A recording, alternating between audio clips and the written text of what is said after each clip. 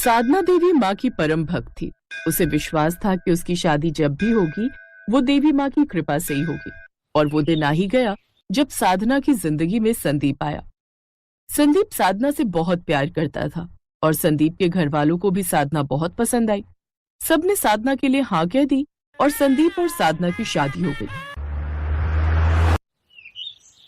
शादी के बाद साधना अपने ससुराल में भी देवी माँ की पूजा वैसे ही करती रही जैसे कि वो हमेशा से करती आ रही थी। सुबह के 5 बजे साधना उठी और नहा धोकर माँ दुर्गा की पूजा करके रसोई घर में चाय बनाने लगी। अरे साधना बहू, अभी तो सुबह के 5 बजे हैं। तुम इतनी जल्दी जाग गई? थोड़ी देर बाद उठ जाती बहू। माँ जी, मैं तो रोजाना इसी समय उठती हूँ, वो आदत है मेरी।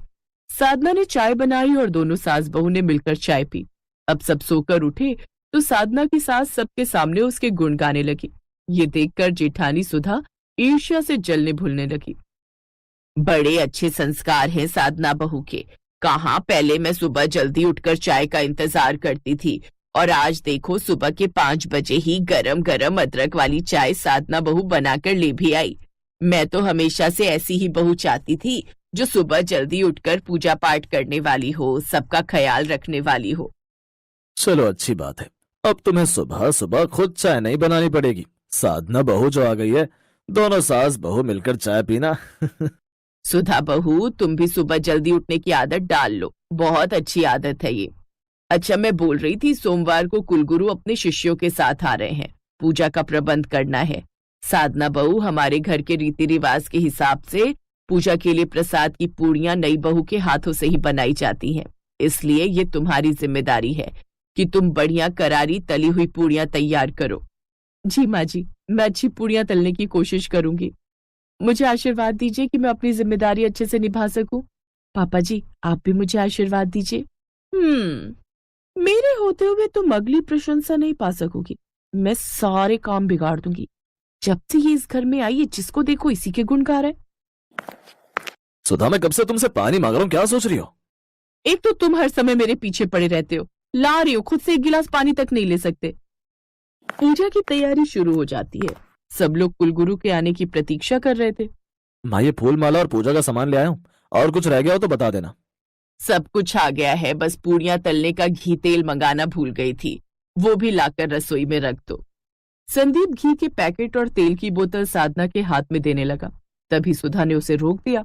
देवर जी, लाओ, ये घी और तेल मुझे दे दो, मैं रसोई में रख देती हूँ। आप अपने भैया के साथ मिलकर आंगन में दरियां बिछा लो। ठीक है भाभी, आप ये सामान साधना को दे देना। सुधा ने घी और तेल अलमारी में छुपा कर रख दिया। उसने रसोई से भी सारे घी के डिब्बे और बोतलें हटा दी और अपने कमरे में छुपा दी। साधना जब पूजा के प्रसाद के लिए पूड़ियां तलनी शुरू करती है तो उसे तेल घी कुछ दिखाई नहीं देता। साधना बहू, सारा प्रसाद बन चुका है, अब रिवाज के अनुसार पूड़ियां तुम्हें तलनी है। अच्छा, मैं जा रही हूँ, तुम्हारे बाबूजी बुला रहे हैं, लगता है कुलगुरु जी आ गए। तुम जल्दी जल्दी पूड़ियां बना लो। साधना, मैंने घी और तेल सुधा भाभी को दे दिया था, उन्होंने तुम्हें दे दिया ना? हाँ, आया माँ। अच्छा, तो घी और तेल साधना भाभी ने रखा है। मैं भी बेकार में परेशान हो रही थी। सुधा भाभी है कहाँ? वो रही। सुधा भाभी, आपने तेल और घी कहाँ रखा है? रसोई में ही होगा, मुझे क्या पता। बाबूजी बुला रहे, मैं उन्हें फूल दे आऊं। तुम जल्दी जल्दी पूड़ियां बना लो, फिर लेट हो जाएगा। अब क्या करूं? तेल घी कहाँ से लाऊं? सबके सामने जाकर पूछा तो अच्छा नहीं लगेगा। हे माता रानी, हे देवी मैया, मेरी मदद करो। यदि मैंने आपकी सच्चे मन से पूजा की है तो आज मैं आपका नाम लेकर पानी में पूड़ियां तलूंगी। मुझे आप पर विश्वास है कि आप चमत्कार जरूर करोगे। जय माता दी। जितना मर्जी अपनी देवी माँ को याद कर ले, वो तेरी मदद कभी नहीं करेंगी। ऐसे भगवान कभी मदद नहीं करते। ये सब कहने की बातें हैं।